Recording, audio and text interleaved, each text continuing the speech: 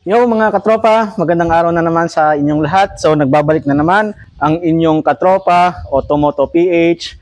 So nakikita nyo sa aking tabi, sa kaliwa yung Yamaha Mio i125 versus Suzuki Avenis. So parehas silang 125cc category mga katropa. So i-review natin itong dalawang motor na to. Ikukumpara natin yung dalawa kung ano yung mga pinagkaiba nila. Syempre sa itsura may pinagkaiba na. Pero sa specs at sa mga features nito, i-review natin yung mga specs nito at yung features. Samahan nyo ako dito. So, umpisahan natin dito mga katropa. Dito tayo sa may Mio 125. Siyempre, ito yung itsura niya mga katropa. Meron siyang ordinary bulb na headlight. Tapos dito sa kanyang signal light ay ordinary bulb din. So, papakita ko sa inyo. Ordinary bulb lang siya mga katropa. Tapos, ito yung kanyang pinaka-fender. Yan yung fender. Siyempre, siyang may-ari nito, kaya binago niya, nilagay niya itong sticker. Dito naman tayo sa kanyang front na gulong. So, meron siyang 790 by 14 na sukat ng kanyang gulong. Tapos, merong 5 na spokes na kanyang mags. Tapos, yung kanyang preno, siyempre, disc brake na rin siya mga katropa. Tapos dito naman tayo sa may side. Kung makita nyo mga katropa, yung design ng kanyang side fairing, kung makita nyo, matulis dito, para siyang Yamaha Aerox na version 1. So bale, parang sports scooter siya na 125cc. Tapos syempre, dito tayo, dito sa kanyang pinaka-footboard, meron siyang anti-slip dito.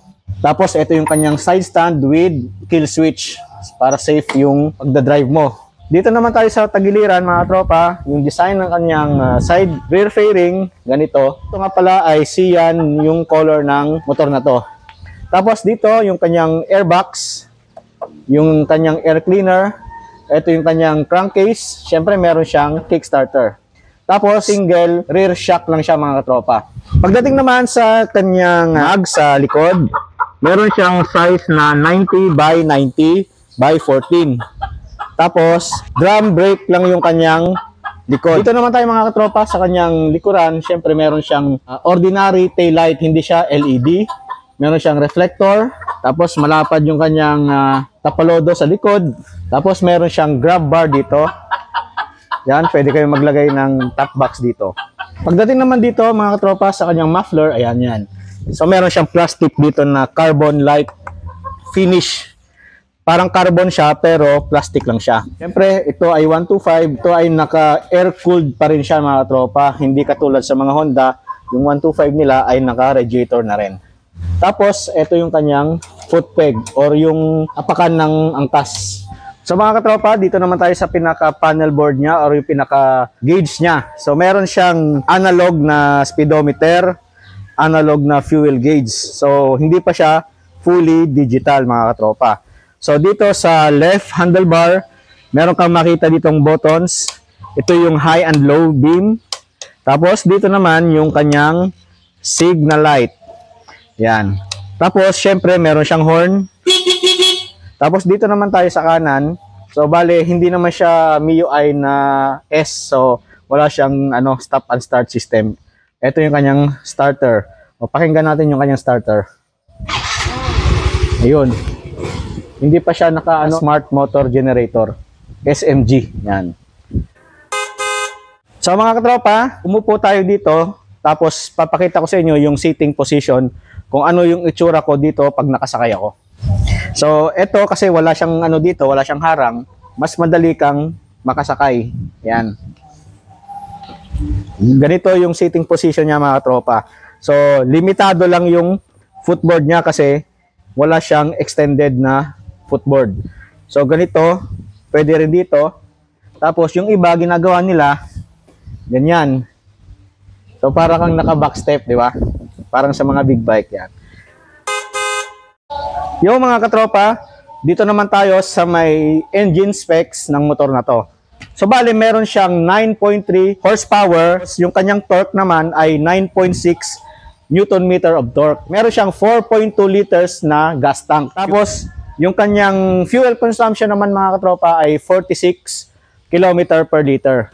So yun yung kanyang fuel consumption. Tingnan naman natin yung kanyang U-box mga katropa. So yung pag nagbukas ka nga pala ng U-box, ganyan nyo lang, ipihit nyo lang pakaliwa.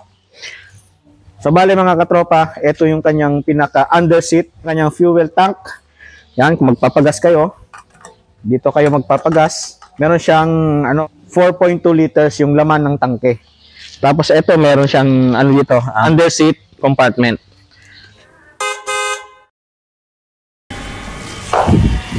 So mga katropa, dito naman tayo sa may Suzuki Avinis na 125cc. So mag-start tayo dito sa kanyang front mga katropa. So meron siyang visor dito. Tapos dito yung kanyang signal lights, ordinary bulb din siya mga katropa. Tapos pagdating naman dito sa kanyang front fascia, meron siyang parang silver finish dito. Tapos merong Suzuki na logo. Itong kulay na to ay para siyang pearl white. Regarding naman sa kanyang headlight mga katropa, ay meron siyang LED na headlight. Yung high and low niya naka-LED, tapos meron ditong parang guhit na light, parang strip siya. Tapos tingnan natin kung ano itsura niya. So mga katropa, ito yung kanyang pinaka-LED na headlight. Ayan yung kanyang strip line dito sa tagiliran. Yung kanyang high beam tsaka low beam ay full LED na rin. Tapos ayan mga katropa, yung kanyang signal light mga katropa. Ordinary bulb lang din siya. Wala pa rin siyang hazard.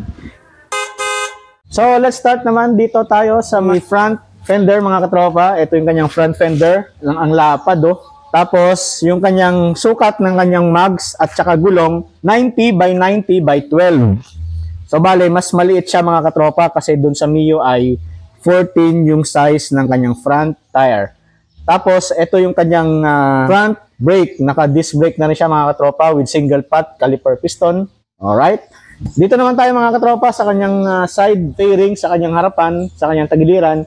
So, ito napansin ko, meron siyang side reflector, no? Ito, magagamit mo to kapag mag-U-turn ka, lalo na pag gabi, kaya visible ka sa gabi. Tapos, syempre, ito yung design ng kanyang side fairing, no? Astig. Tapos, dito naman tayo mga katropa sa kanyang tagiliran. So meron din siyang dito, side stand na siyang kill switch. So safety features din ito ng motor na to.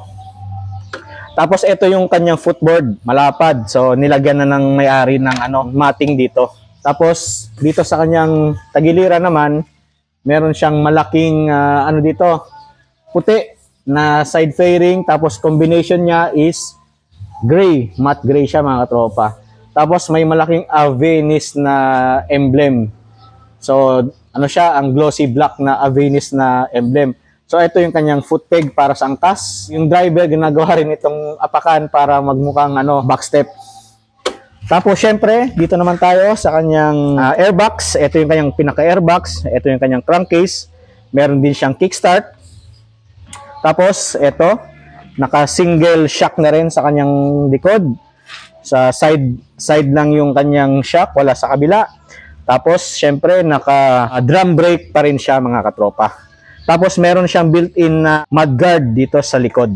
Yung size ng kanyang tire ay 90-100 by 10. Maliit yung likuran niya mga katropa, pero yung stock niya ay MRF na goma. Pagdating naman dito mga katropa sa kanyang likod na bahagi, ito yung kanyang pinaka taillight.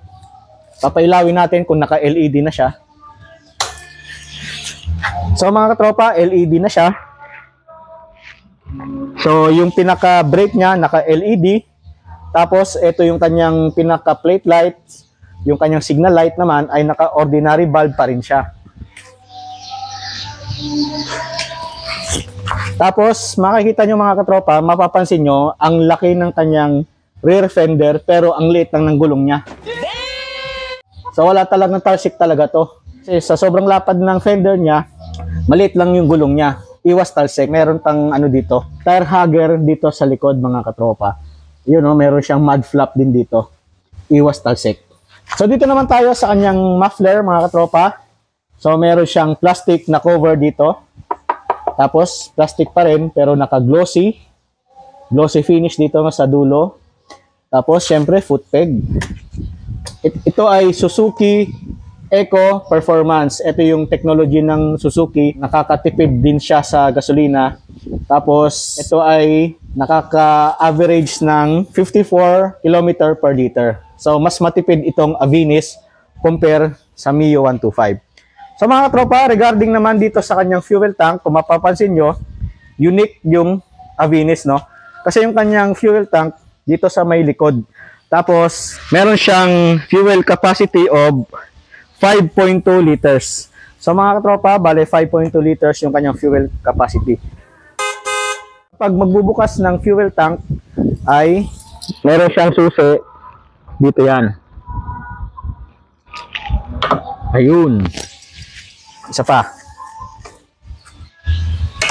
Ayun, mga katropa. Merong disadvantage din to, mga katropa, kasi kapag meron kang top box dito, maybe nakakasagabal din siya pagka may top box kang nakalagay dito.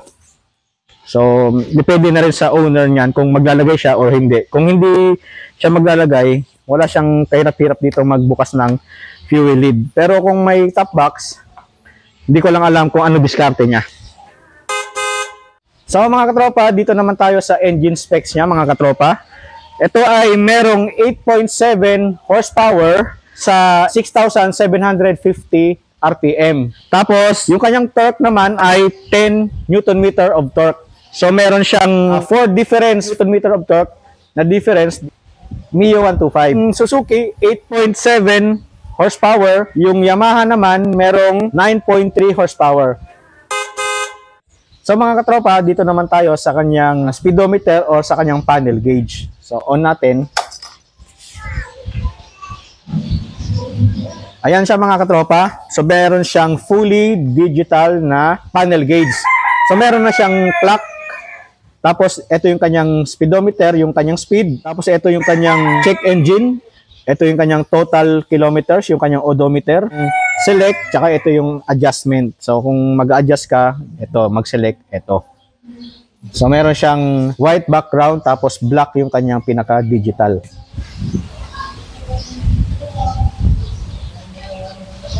Yan siya, mga tropa. Meron siyang 12.5 na voltmeter.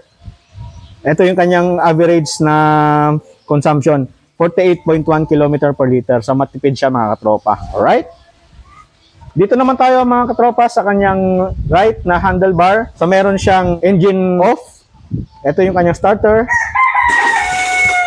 Yan. Tapos kung mag-off kayo, pwede dito. Mamamatay yung makina. Dito naman tayo sa left na handlebar niya, mga katropa. So low, high. Low and high. Meron din dito sa kabila. So ito yung kanyang signal lights. Siyempre, ito yung kanyang horn. Yan. Tapos, meron siyang logo ng Suzuki dito, mga tropa. Tapos, ito yung advantage ng Avinis kumpara mo sa Mio. Meron dito ang side pocket. Tapos, meron siyang cellphone charger, mga tropa. Ayan, oh. Ayan. Ito yung kanyang cellphone charger. Naka-USB na siya. So, hindi ko na kailangan maglagay ng adapter. Dito naman tayo sa kabila, mga tropa. Ito, lagayan lang to ng pamunas, ng mga basahan. Pwede rin cellphone. Tapos, dito naman tayo sa under seat compartment niya. Ayun, mas malaki yung compartment nito, mga katropa. Kasi wala dito yung pinaka-gas tank niya. Nandito yung pinaka-fuel lid niya. So mga katropa, subukan natin yung kanyang under seat kung kakasya yung full face na helmet.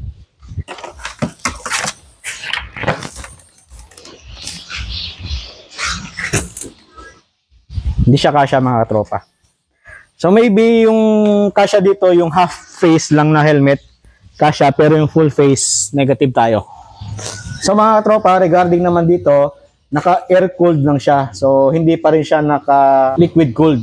Air cooled pa rin siya. Pero okay lang naman yan kasi hindi naman yan mahalaga talaga. Kasi kahit air cooled naman yan, nakaka-long drive pa rin naman ito. So ayun, mga katropa, nakita na ninyo yung difference ng dalawang motor na to sa power, sa specs, at tapos sa fuel consumption niya, at kung ano pa.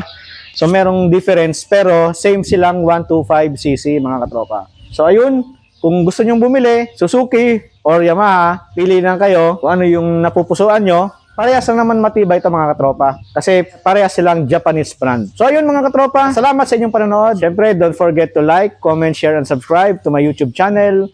At don't forget to on the notification bell para updated kayo sa mga videos ko. So, salamat mga katropa. God bless and ride safe.